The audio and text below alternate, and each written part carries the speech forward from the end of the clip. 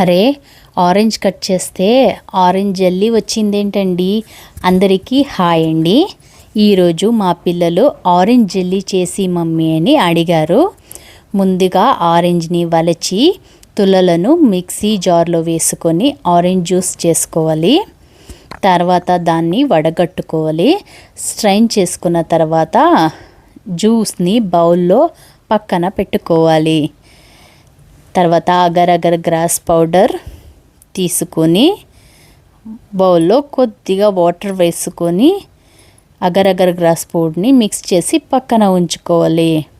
ఒక గిన్నె తీసుకొని వాటర్ వేసుకొని స్టవ్ మీద పెట్టి ఆ వాటర్ని బాగా మరిగించాలి.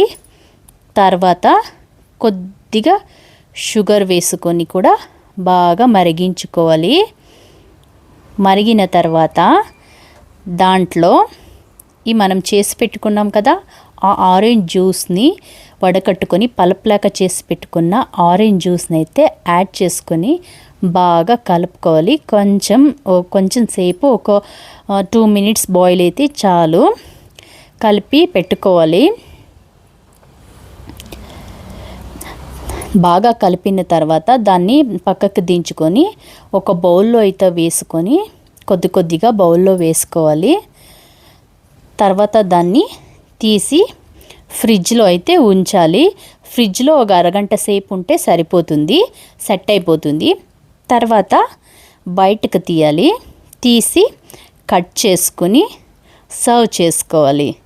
ఇది తినడానికి చాలా బాగుంటుందండి, చాలా టేస్టీగా ఉంటుంది. మీకు నచ్చితే లైక్ చేయండి, సబ్స్క్రైబ్ చేసుకోండి.